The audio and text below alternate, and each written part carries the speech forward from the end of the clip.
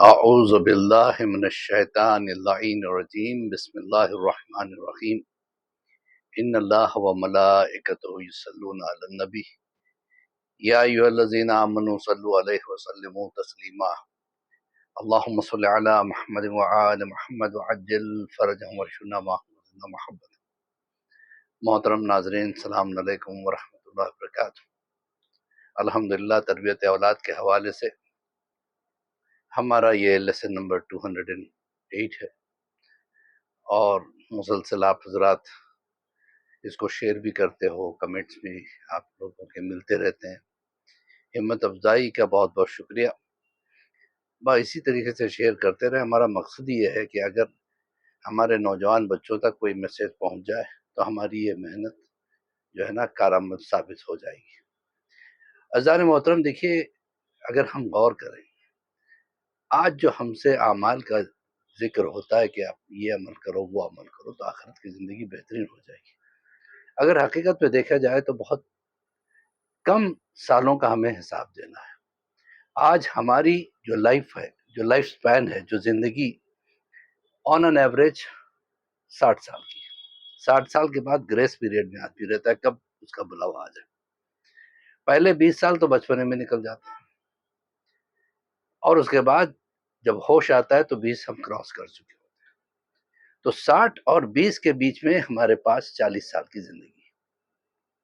ہم سے پروردگار 40 سال بہترین چاہتا ہے اور کچھ نہیں۔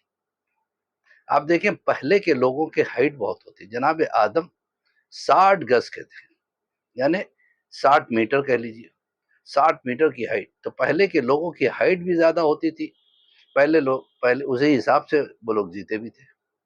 کوئی 500 سال جیتا تھا، کوئی 700 سال، کوئی 900 سال، کوئی 1000 سال، کوئی 1500 سال۔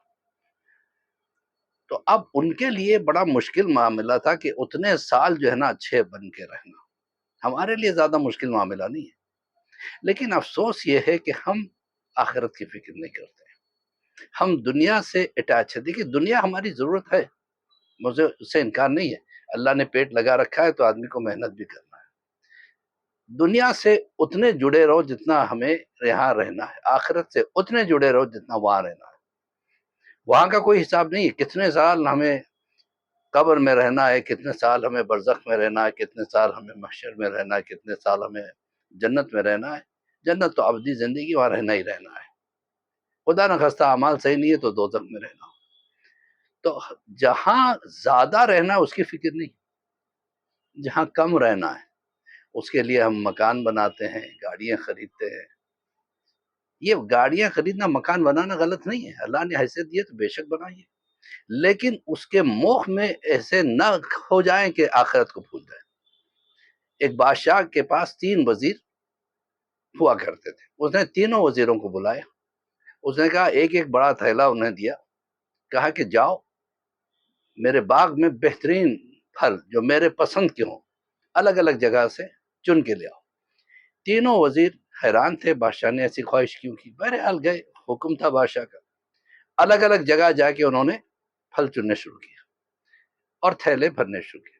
پہلے وزیر نے سوچا بادشاہ کی پسند کا پھل ہونا چاہیے، لہذا بہترین سے بہترین پھل اس نے چنے، اور تھوڑے تھوڑے کچے بھی چنے، کیونکہ ظاہر سی بات ہے بادشاہ ایک ہی دن میں سارے پھل نہیں کھائے گا، تو کچھ دنوں کے بعد بھی کام آ جائے۔ لیکن اچھے سے اچھے پھل چنے، جس میں کوئی کیڑا نہ ہو، جس میں کوئی چوٹ نہ ہو۔ بڑی محنت سے، بڑی مشکل سے اس نے تھیلے کو بھرا۔ دوسرے نے سوچا اب بادشاہ کو اتنی فرصت کہاں ہے، منگوایا اس نے، اس کا شوق ہے، ٹھیک ہے، اب یہ تھوڑی دیکھے گا کہ اچھے پھل کتنے ہیں، برے پھل۔ اس کے ہاتھ میں جو آتا رہا بھرتا رہا، سڑے گلے، کچے پکے، ہر طرح کے پھل اس نے بھر لیے۔ تیسرے نے سوچا اب کون پھل چنتا رہے، بادشاہ کو اتنی فرصت کہاں ہے کہ وہ تو دیکھے گا کہ تھیلا کس کا بھرا ہے۔ اس نے گھاس پھوس سے اپنا تھیلا بھر لیا۔ تینوں بادشاہ کے پاس پہنچے تو بادشاہ نے دربار میں بلایا۔ بلانے کے بعد اس نے تھیلے بھی نہیں کھولے۔ اس نے حکم دیا کہ ان وزیروں کو اپنے اپنے تھیلے کے ساتھ الگ الگ جگہ قید کر دو 2 مہینے کے لیے، یہ وہی کھائیں جو میرے لیے جمع کر کے لے کے آئے، انہیں کھانا پینا نہیں دینا چاہیے۔ اب جو پہلے وزیر نے چنے تھے اچھے بہترین پھل، اس کے لیے کوئی مسئلہ نہیں ہوا، وہ سکون کے ساتھ 2 مہینہ گزار لیا۔ دوسرا جو کچے گلے سڑے ہر طرح کے پھل لے لیا، وہ ان پھلوں کو کھا کے بیمار ہو گیا۔ تیسرا جو گھاس پھوس بھر کے لے آیا تھا وہ بھوکا مر گیا۔ عزیزان محترم، ہماری زندگی بھی ایسی ہے، ہمیں وہی ملے گا جو ہم یہاں جمع کر رہے ہیں وہاں کے لیے، لہٰذا تھوڑی سی محنت کر لیں۔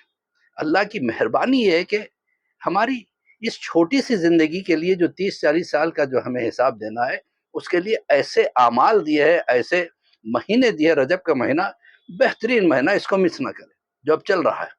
شعبان کا مہینہ آنے والا ہے، اس کو مس نہ کریں۔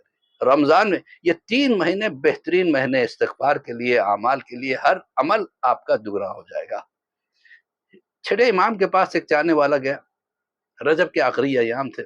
مولا نے پوچھا کیا تم روزہ ہو؟ کہا نہیں مولا، روزہ نہیں ہو۔ کہا کتنا بڑا ثواب تم نے مس کر لیا، اگر تمہیں پتا ہوتا تو تم روزے کی حالت میں رہتے، بلکہ پورا رجب روزے سے گزارتے تھے۔ تو زان محترم، یہ بہترین موقع ہے، اس کو ہاتھ سے جانے نہ دیں۔ اور اسی کے ساتھ مولوی عباس صدیق خوئی کا سلام قبول کریں۔ ہم دعا کرتے ہیں پروردگار بحق زہرا و بیا بالوہا بنوہا، امام کے ظہور میں تعجیل عطا فرما، ہم سب کو امام کے چاہنے والوں میں شمار فرما، اور ہماری ہر جائز خواہش کو پورا فرما۔ پروردگار ہمارے گناہ کبیرہ و صغیرہ کو معاف فرما، ہمارے بچوں کو نیک اور صالح بنا۔ وقت والسلام ورحمۃ اللہ۔